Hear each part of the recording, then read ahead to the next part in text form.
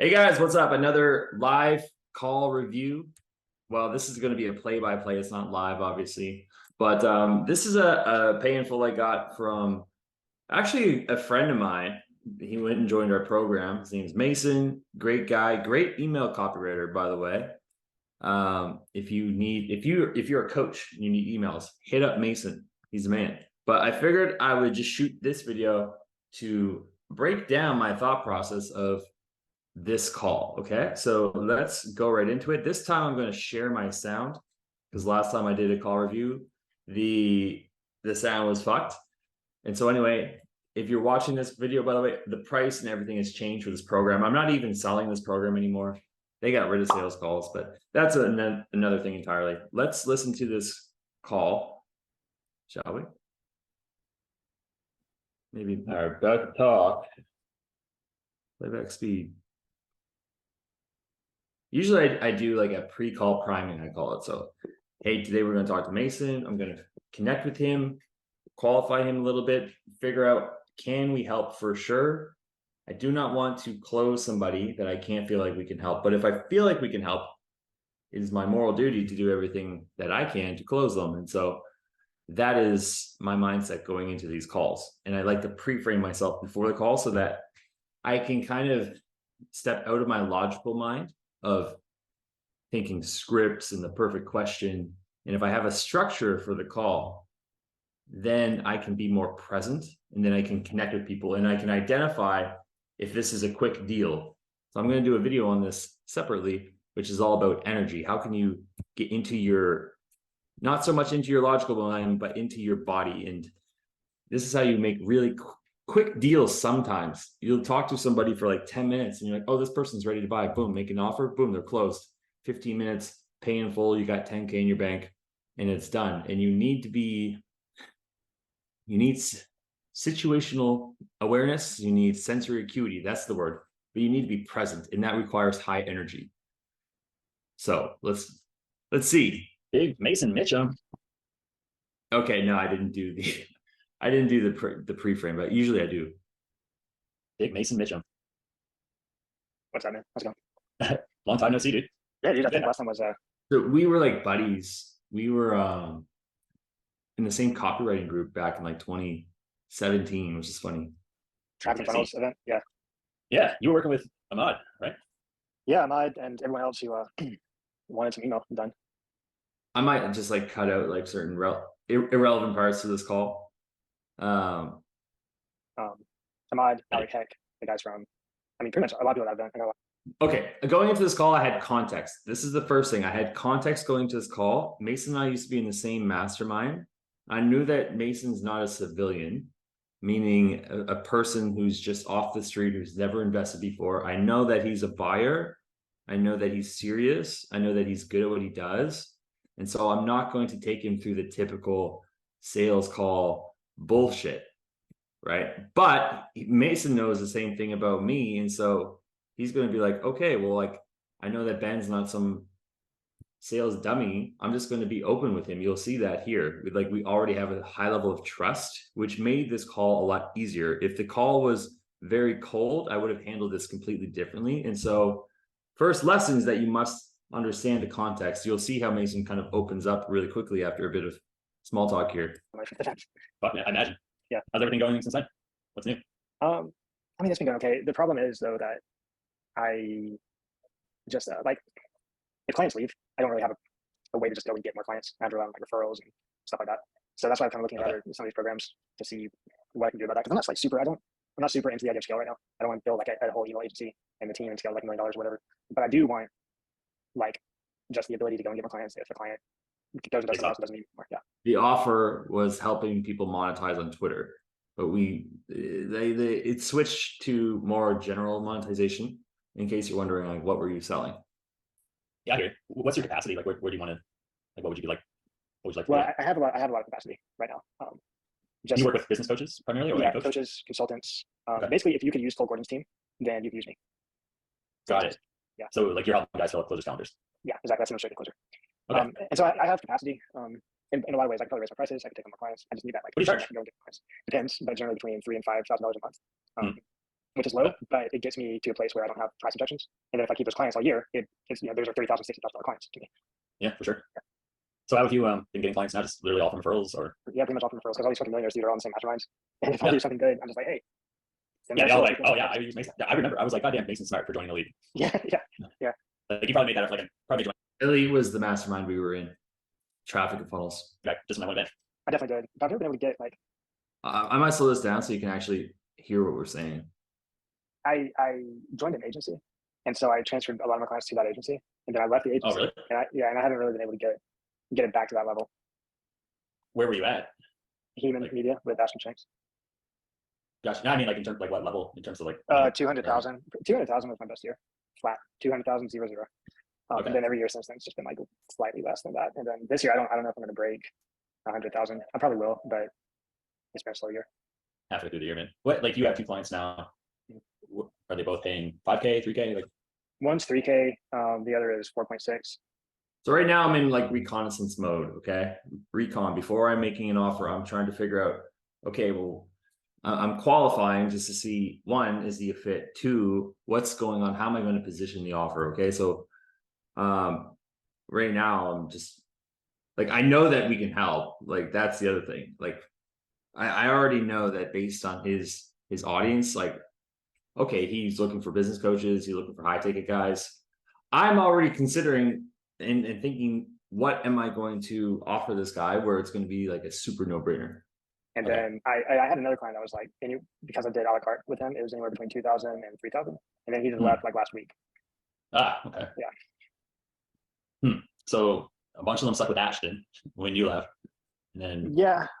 Some of them. Yeah. Grayson was in like a weird business deal with this guy who he had an agency doing 200K per year, and then he joined a guy with a bigger brand, and he's like, oh yeah, it's basically the dude took his clients and he was like an employee of the guy, and he didn't like it. So and, like, I know you're starting to get more active on Twitter. Do you have an audience on any other platform like Facebook? That's or my fucking LinkedIn? problem, dude. I didn't even have like a Facebook. Like when Facebook came out and everybody in high school and we were like, hey, Facebook. I didn't even do that. So when people are like, hey, you need to build an audience, motherfucker, no. Yeah. But also I kind of hate Facebook. I hate Instagram. LinkedIn's okay. I like Twitter. So I felt like Twitter's a better platform for me. Yeah. And how are you approaching it? Like just random, like kind of like winging stuff, or do you have I a use strategy? Fury. I do like 3 tweets a day, a couple threads a week. I missed last week and the week before that. And I have the thing where it's like, hey, if you want to be a client, or if you're interested, shoot me a DM if something gets more than 2 likes or something. But I only have 30-something followers, so maybe it's a little early for me. Right. Yeah, I know. I checked out your Twitter. Yeah. Still And small. everyone says since Elon took over, like engagement is really low, and they're not getting the same results that they've been able to in the past. Yeah, I don't know. Like for some people, for sure. We have some clients though that like red flag. Yeah. Oh, like engagement's way down on Twitter. And so let's see how I handle this. I don't remember this call. This call was like, in terms of this call would have been in the summer, early summer, before I went to Columbia. followers, like we have this guy named Rohit. He started at like 10,000 followers and he's up to like 130,000 now. But he's been Okay. So just, hey, I heard engagement's down on Twitter, so it's not working as well. Well, we got this guy named Rohit who started at 10,000. Now he's up to Rohit win is like over 200,000. I met him down in Austin actually when I was there. But I think it's just a case study to quickly handle that belief and kind of get right back on track. growing like crazy. Yeah. Obviously, like followers doesn't equal cash at the end of the day necessarily. Yeah. You must have some pretty good case studies and stuff from working with all those guys. I got case studies. I got people who absolutely will say like, yes, this worked out. Hire Mason. Yeah. So it's like the big sticking point, just not enough eyeballs on your stuff. Is it? Yeah. Just I no have audience? I'm like the best kept secret. Yeah. He said it himself. I'm the best kept secret. I typically say, does it feel like you're the best kept secret? Yeah. Fuck. Okay. And so what I'm doing here is just finding the constraint, right? So I know that he's good at what he does. Okay. You have case studies. is it just that you don't know what you're doing, or like what do you feel the problem is? And he's like, I'm the best kept secret. Okay, so you need more eyeballs on you. Yeah, If you Yeah. need email, if you have a client business and you need email, I'm like, that is most of B2B. It's diagnosing the constraint. guy, and no one knows about me. Gotcha, dude. It's funny because it sounds like there's part of you that likes being the best kept secret. Like you're not wanting to go out there and grow a big audience, but at the same time you want to make the money, but you also want to grow the CV agency. Like what do you want actually? Yeah, so I'm ambivalent about audience. If I can, pull clients from Twitter whenever I want, and I have 100 followers, that's great. Okay. If I accidentally gain 10,000 followers or 100,000 followers, that's great too. I don't care about Yeah. the follower. Although I guess it would make it easier to sell like courses and like the extraneous stuff. But here's what I don't want is a situation where I have to get to like 3,000 or 5,000 followers before I start making any money, because Right. now I have to spend a year and a half just fucking doing like engagement bullshit before I make any money on Twitter. Yeah. No, it doesn't have to be like that at all. Because it's like, That is true. Like there's people that make money from Twitter. Like you don't need a big, massive audience to monetize. Like JK's his whole catchphrase is like saying cash. That came from him having a client who had 900 followers who made 30 grand per month from those followers. So yeah. on Facebook. Yeah. Now we've had guys start like from zero. There's like one of our clients, his name's Tom Brobeck. Like he was kind of like a generalist. This is good to just know specific case studies of people that handle specific objections or specific beliefs. Fitness guy or physio. Yeah, he did physio. And he's like, yeah, I can help people with anything. So we're like, okay, well, like we spoke to him and we kind of figured out, a lot of his clients come to him for like knee pain. And so we're like, let's just like become the knee pain guy. Okay. Right? Yeah. And yeah, he got 87 new followers in a month, but he made 10 grand from it. That's what. See, that would be cool for me. Yeah. Which is true. See, that is actually true. He had 87 new followers, but because he was so targeted with his messaging and who he was, he got $10,000 worth of business from only 87 new followers, which is like gangster. Yeah. So having like a engagement pods and like stuff that kind of helps you grow. Yeah, we have stuff to get. Yeah, 100%. The big thing is like you remind me of like one of my old clients before I worked with JK. Like me and Ryan had this agency. I'm not sure if you remember, but that's why we were basically in Elite. I don't remember Ryan. I remember you. He wasn't there. He wasn't there. I think when you were there, he went to the first one. I went to the second one, but he was my business partner. He works with JK now. He's like their business partners, which is how I'm connected with them. Yeah, cool. Yeah. So yeah, we had a guy named Kettle who did SEO for ecom, and that was his whole thing. He's like, I just want to have like an audience where I can just pull clients whenever I want. So basically, he just became like the SEO guy for ecom. He was making 15K per month with his agency, and he's slowly just built that brand. Where people on Twitter just thought of him was, there's a lot of ecom companies on there, and he started having like a wait list for like next month. He basically had like 20 calls, and it wouldn't be like, oh, let me sell you. It'd be like, okay, like let me decide who I'm going to work with. Yeah. Oh, okay, I'll pick you 3 guys, 4 guys, 5 guys, and he's up to like $200,000 per month just from Twitter. He's never done cold DMs. He's never ran ads. Yeah, it took him a while. Obviously, it's not like overnight, but yeah. How long did it take? I mean, like it took like when we first started working with him, it probably took him like 6 months to go from 15 to like close to the 100K range, and then he just kept growing ever since there. But yeah. Another true story. Kevin's a G. Yeah. Do you think my niche is like? Do you think I'm niched down to the right amount? Okay, hold on. I want this to go faster. Email for That's what she said. client businesses, coaches, consultants in the program. I mean, that's a good question. I would say, like, we have guys that do similar stuff as you. Like Marcos is one of our clients who turned into a coach. He's a ghostwriter who targets specifically info products doing over 100K per month. Or no, his promise is to get info product companies to 100K per month. So basically coaches or people selling courses or something like that. Cool. What do you guys notice from this call?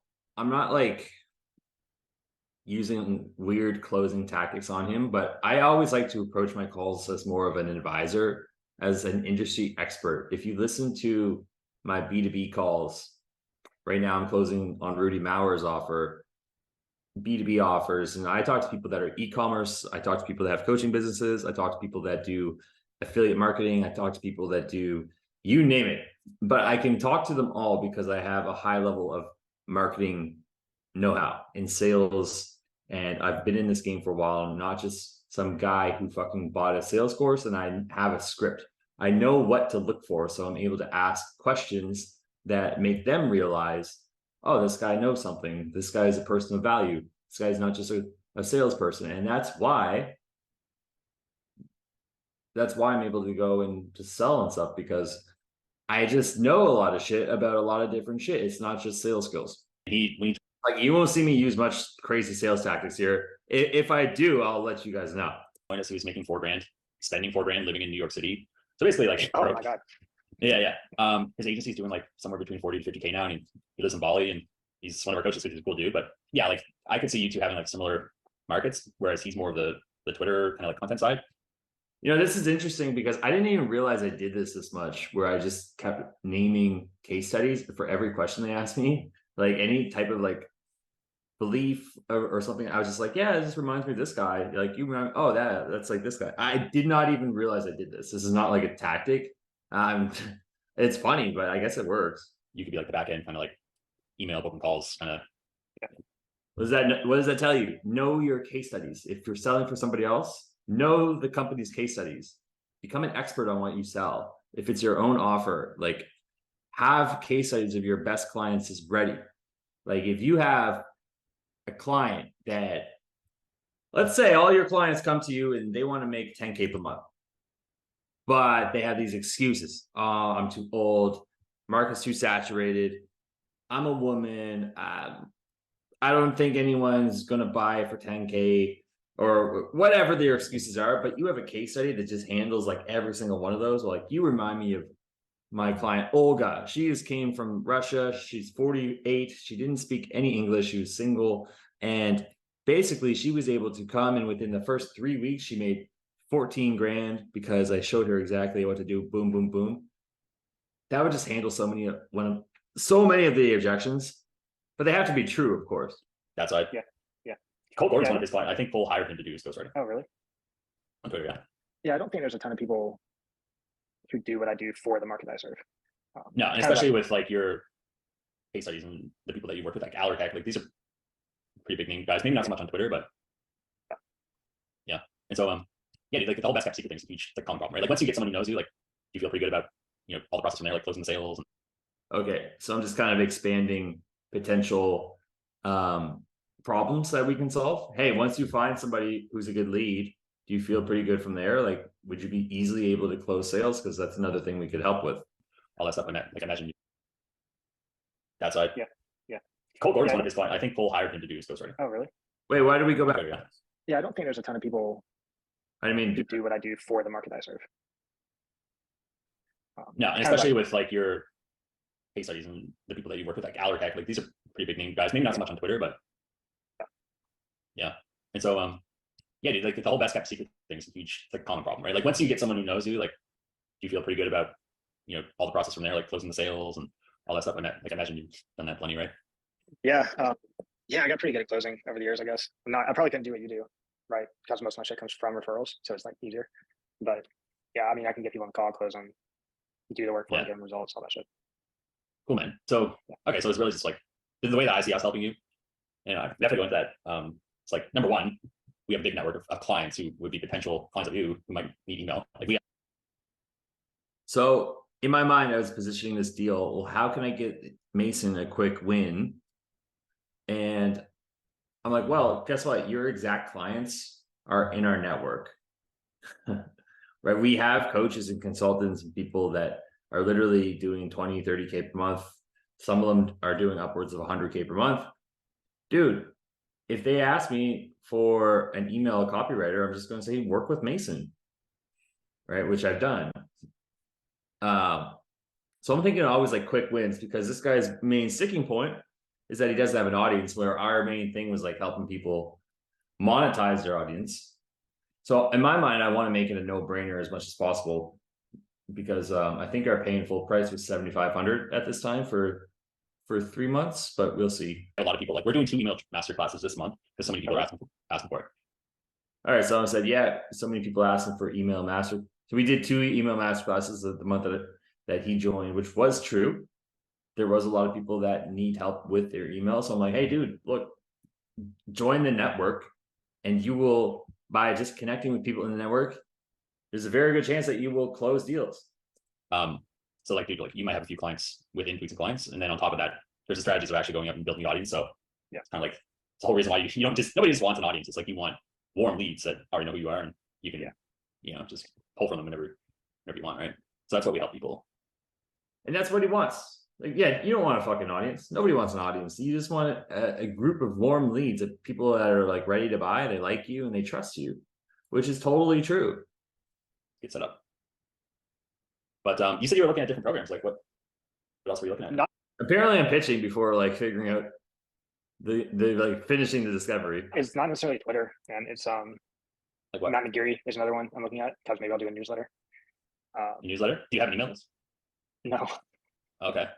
but Might help. I mean, I can also run ads. That's another thing. I've like connected with a media buyer who can help me. So there's other ways. Uh-huh. I'm kind of Running bullish on ads ads on- actually, but like What platform? Facebook. Meta? Yeah. Facebook, yeah. But really, I can do that whenever. I feel like one thing that I've been missing is an organic audience that you can test things to, even before you run ads to. And testing is, I mean, you know how it is. Ad testing is expensive. Yeah, we're just getting started. Like, I think we hit like 100, close to 200K this month. But like maybe we should run ads.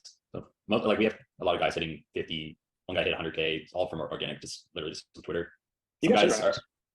yeah, we were going to hire a media buyer, but we're just going to do it in house. So it's been Do you too long. teach? Do you teach like Twitter ads at all? We don't. We had a guy, one of our clients did it, and he did like a masterclass on it. JK's banned from Twitter ads for some reason, so it's like a big like headache. Yeah. But some of our guys are running Twitter ads. Some of them just to Did it grow work their. out? Because I'm like not opposed to doing that at all, especially if it gets me Yeah. started faster. Yeah, I would say for you, it's like growing the account. Like we have ways to grow your account organically, like pretty fast. Cool. Engage in groups. Since you're under 3,000 followers, we retweet you a lot with JK's network. And like everyone follows each other on Twitter anyway, so it's like assuming your content's good, which it should be. Like Mike Marcos, for example, when he got started, he had a small following for like a ghostwriter. Like usually that's the biggest objection. Is like, oh, like you have a small following, why should I hire you? He had like I don't know 2,000 followers, but he was getting inbound leads like right away just because his content was good, and like his content was based on the results that he was getting. Other ghostwriters were like, hey, here are like the 10 steps to like grow your account or something like that. Where he's like, oh, I wrote this one thread for my client, he made $10,000. And this is, yeah. So like you could, like since Also true. Case studies are a great way to just alleviate the limiting beliefs or the potential objections. So, hey, is it possible to get results with a small following? Well, yeah, we had Marcos. He had 2,000 followers, which compared to a guy like Aaron with 100,000 followers, you'd be like, well, how could he make sales? He's a ghostwriter. People would be like, well, why should I hire you? You only have 2,000 followers. But guess what? He was still able to scale his agency to 60K per month. And it was because he was talking about his proof of competence. It wasn't just sharing platitudes, which is true. have the results to back it up, and your stuff could like take off really quick. Sounds good to me. Yeah, man. It was a 12-month program, and now it's a 3-month program. Yeah, basically like it's more of a almost like a launch period. So at the end of 3 months, it's like giving everything you need, and if you're like, hey, this is awesome, like let's keep going, because we're always improving, like adding more coaches to like cover different things. We have some guys that are like, okay, now I know how to get leads and stuff from Twitter. Now what? It's like, well, sometimes we help them with operations, or it's like, well, what about taking your content from Twitter and expanding it to LinkedIn or to Instagram, TikTok, YouTube, whatever. Like we help people do a lot more. Okay, got it. Because like I could do the same thing on LinkedIn if I just had, I just need to know what to do. So I'm always trying to like paint the bigger vision than just the duration of the program. This is random, but I know of a coaching company in Australia.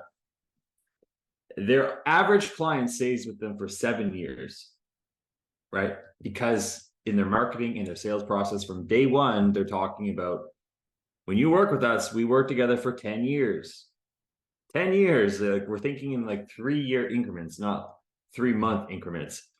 And they said, if you call your program a program, that by itself, in their mind, is short term. Oh, it's a program. It's only going to be a few months. Yeah, like we got to like change the name of our service, but that's another conversation. Really? Yeah. So 100%, man. Like, do you have any like questions for me about? You can see Mason's face like smiling and stuff. Sometimes when you go back and review your calls, they're like frowning at this point. because like they jump on, they're like, hey, they're all happy, and sometimes you just trigger sales defenses because we all get in our head sometimes, right? If you're too rigid on your calls, you're following the sales process too closely, or you're saying the wrong things, you're giving the wrong energy, that like they're happy to see you, is just like it can just kill the deal. But we do, because honestly, Yeah, can you we just do a like lot. step by step it for me? So I come in and then like Yeah. 1, 2, 3, 4. What am I gonna do? Yeah, first thing is like connecting with actually I have like literal first 30 days here. So it's first thing is like connecting and getting like, I would say feedback on your offer and positioning specifically for Twitter. Like, could we go more narrow? Should we go broad? Like, what exactly should we, like, based on who we want to target? Like, we want to make sure that you feel good about that you have clarity on that, because it doesn't make sense to just, you know, get to 3,000 followers and then like basically want it to be like dialed in from like day one, so that, you know, like all of your content's basically in alignment with that. And then from there, once we feel good about that, the next step is setting up like a game plan session with Eddie, our content coach, be coming up with your content pillars for Twitter. It's like, okay, like, So wait, the first step, sorry, I know I asked for the Yeah. second step, but the first step is we look at niche and offer and market and Yeah. messaging to market. Who helps with that? Is that a coaching thing, or is that like Yeah, that's no, so that would be with Ryan, like JK's partner. Okay. And then eventually Crystal. Crystal's cool. She used to work on Cole's team, on his sales team. She's like a ninja. But from there, it's like you would meet with Eddie, it's our content guys, go start on Twitter. It's a really big account. Just really just making sure that you're super clear on the strategy, not just to like grow your account. Obviously, we want to do that, but more so, like we call it like having like whale bait content versus like minnow bait or fish bait, right? Like, and then from there, it's just giving you kind of like a checklist to follow. So it's like, okay, here's your goal. You want to get this amount of clients for this amount of time. Like, here's what you need to do every single day to do that, to start booking calls and closing clients and growing your audience and all that fun stuff. And then once you have the strategy and you feel good about your offer, your content, really the biggest problem is going to be getting more eyeballs on your stuff, just expanding. So like I said earlier, we have an engagement group. There's something like 100 clients in there with average followers like 27,000. So nice. Yeah, like that's a way to grow pretty fast. On top of like I said, we would be like retweeting you as well, some pretty big accounts, just getting you in front of the right people, and then really like the next few months is just refinement and iterating and kind of seeing where you want to go from there. Cool. So in terms of the overall strategy, I think just from following Melina, it's a combination of like the right tweets, threads, and then also DMing. Yeah, I mean, like to simplify things, it's like, yeah, having good content, getting in front of other people, messaging them, booking calls. Like in your case, like one thing that's gonna be really helpful is just doing auto DMs. Like giveaways. Yeah, but like making sure they're good ones. But some people just from auto DMs, like I know a guy that did like 3 auto DMs a week and grew his account to like 40,000 followers, but more importantly, made like a shit ton of money as well. So yeah, man, I've got content. I'd have fucking courses that I can get, templates, kind of shit that I just have never put in front of people. Yeah. Is it just because you don't know? Like you just never got around to it? It's because I don't know how. And when I run ads, it becomes prohibitive really quickly. What do you mean? Like I don't really, so as someone who, look, I work like 3 hours a day, right? I just do like client work and then I fuck off like to the pool somewhere. Where do you live? I live in Raleigh, North Carolina. Okay. Yeah. And which is cool, but that gets old really quickly because of all the stuff I've previously told you. Like if a client does leave, like, then I have less money, I can enjoy it. Yeah, no. And so like that's okay, but that's not Facebook ads money that I can just run forever and optimize it. And Facebook ads is the only way that I've been putting eyes on my stuff. And so it becomes this up and down thing where I run out of money really quickly. And so now I'm looking for an organic solution. Yeah. So that is to say I've got the content on deck. Okay, cool. So you have it like potentially locked and loaded. You got a lot of, like you have all the ingredients of someone who would be super successful. It sounds like you just need an action plan and maybe someone to like light a bit of a fire under your butt, or at least keep you accountable to doing stuff. So you're not just like fucking off to the pool all day. Maybe dedicate like an hour to like, getting the money. Yeah. And then I can totally see. Wrong with that. Yeah, perfect. I can totally see like after once you get a few clients, if you want to get to the point where you're running ads, I think it'd be easier. Once you have like an organic audience, it's like an asset that pays you over and over. It's like exactly. Assuming you keep putting effort into it and you keep putting out the content stuff. So is This is important because you have to know what you're really selling. Like, what am I actually selling? What is the value proposition of what I'm selling? And so that is just it with that old offer that I was on. If it's all organic audience stuff, I'm not selling you an audience. Nobody cares. I'm not selling you anything but what I just said, which is an asset that pays you over and over and over, and it grows and grows and grows. That's what you want, isn't it? Yes. And then the money from that asset you can reinvest back into ads to grow it even faster. And so it creates this positive reinforcement feedback loop. Do you see how that would be valuable?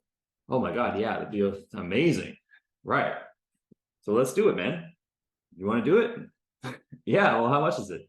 Oh, dude, don't worry about that. It's going to be basically free. If I wanted an email list too, would that be a byproduct of some of the stuff we do? Dude, yeah, like a lot of our clients grow their email lists, like basically, like I think Marco said that he ran an auto DM and got like 800 emails just from one auto DM. That's what's up. Yeah, JK Sounds does like I'm it. just gonna follow Marcus and rip off Marcus Pretty much. for like 3 months. Yeah, just like stock his ass. But Yeah. what was I gonna say? Something about emails. Anyway, I'm sure it was important, but I had a long day. I was up at 4:30. Yeah. Yeah, like a super important thing. Yeah. 4:30. Damn, I slept in back then. Yeah, dude. Do you have any questions for me in terms of the process or anything? Or No, that sounds good. Just what does it look like? What am I gonna have to do? What's the cost, then Byrne? yeah, well, the investment. Yeah, right. The investment, right?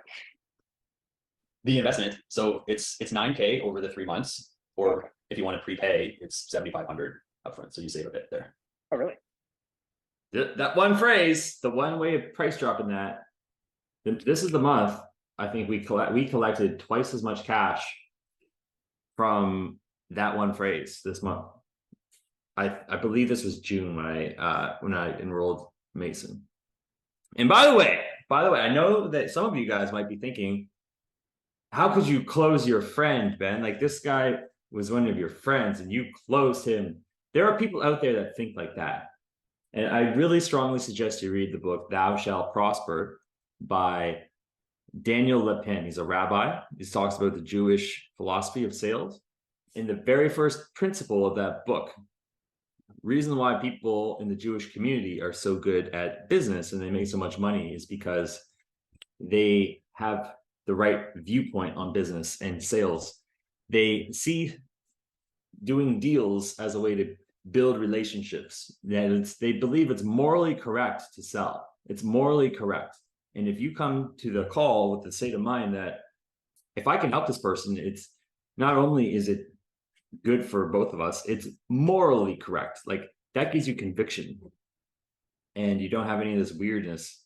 Like, oh, I don't know if I should make him an offer.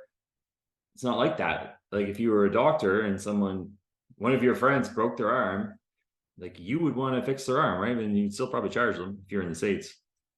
Yeah. And you also have 30 days to kind of like let's say you want to put down like 3K or whatever. You have like 30 days to keep the prepaid discount, if that makes sense. So you said 75 for 3 months? Yeah, like if you were to prepay. And then there's like a 9-month back end? Yeah, we could do 6 months, we could do 9, we could do another 3. It just totally depends. Usually, we would have another call and kind of see where you're at the end, towards the end of the 3 months. Is Melina one of those guys who has like if it doesn't work, we'll work with you till it works type guarantee? Or is, If what doesn't work? like, if you follow the process and it doesn't work, then we'll work with you till it works? Because I know that there's like super popular right now. I mean, Sounds like, like what were you no, looking which for is here? fine. Which is fine. I was just wondering. Yeah, no, I'm just curious. Like, is there something like what were you looking for a guarantee? Yeah, look, man, like traffic and funnels didn't really work for me. You know what I'm saying? And then I was just in alt agency with Greg Higman, and it turns out that because I didn't have an audience, I couldn't do half of the shit that I need to do. So Okay, I don't know. I'm kind of like, gotcha. I jump from program to program to program, and I get results in some, and then some of them it's like not the right time. So I'm just trying to like figure out if this one's a good choice for me, because it sounds great, but all the other programs sound great too. Yeah, man. I honestly think you make an ROI just from the tweets and clients numbers if you were to work with them. Yeah. Literally. You get like 2 or 3 clients and it pay for itself. And if you were to go in, I would be like, you guys got to work with Mason. He's worked with all the best guys. He's charging way too little. before he blows up on Twitter and just starts starting big ass 10K per month retainers, like you guys should all work with Mason, or at least talk to him. Cool. All right. My last question is, do you dye your hair? No, bro. Fuck, no, I don't dye my hair. Dye my hair. Fucking Mason. Did send him clients, by the way. It's naturally gray. It's just your It looks sick, dude. You look like that jiu-jitsu dude who has won like 200 straight matches. What's his name? Gordon Ryan. Gordon Ryan. Yeah, I guess you don't. I have to look this guy up. Let me go get my card. Give me a second. Okay.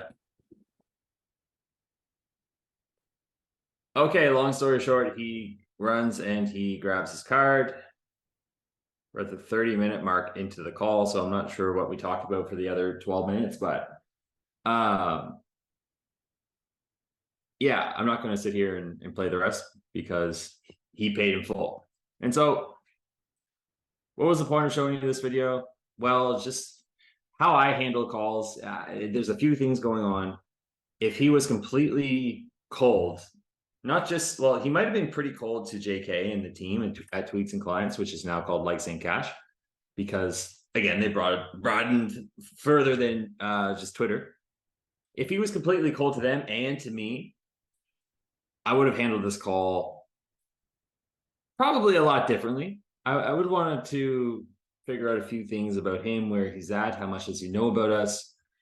I would want to test out what are some of his belief points around business and Twitter and stuff in general. But yeah, like nothing too crazy in this call, I would say. And so hopefully you got something out of it though. Were there any crazy objections that happened? No, Mason's a buyer. He's like a serious dude. He had the money. He came and was like, yeah, I'll pay in full, because he's a G like that. What else? Yeah, I don't think the biggest thing is just not being a dummy. I honestly think it's like you have situational awareness. So based on the context of this person, what do I know about him? Is he a buyer or is he someone who's never bought before? That alone will change how you do the call. Is he, like, how much does he know about us? How much does he know about Twitter? What does he believe about Twitter? What does he believe about growing his business? What does he want? What is he looking for? What is he not looking for? These are all questions that allow me to build the pitch in my mind. And when I get to the point where I'm thinking, okay, I can definitely help this guy, I'm going to pitch him and I'm going to go for the close, but I'm really asking these questions beforehand just to see what is the angle, right? How do I position that close so that when I go for it, right? Like if you're playing baseball, they're throwing balls at you, and if it's a shitty ball way out here, you don't swing. But when you see the ball coming and you know this is it, boom, you fucking hit it and it's a home run. You can only do that by asking good questions beforehand to kind of get a sense of where this guy is at. Just one last rant. I listened to sales calls for the current offer that I'm on, and some of the other closers, they'll talk and ask maybe 2 questions, and then they'll spend the rest of the call just pitching. And that is like the baseball player just swinging at everything that comes his way, regardless of whether it's way out here or whatever. I'm not a baseball player, but hopefully you get the analogy. And with that said, I have a skills session training that I'm building out all these different skills in sales. You should want to check that out. The very first one is up here. I'll link it. So hopefully you enjoyed this video. And if you like these call reviews, let me know and I'll keep making them. If not, I probably still will make them. I don't really care. Anyway, thanks for watching, guys. See you in the next one. You stay sexy.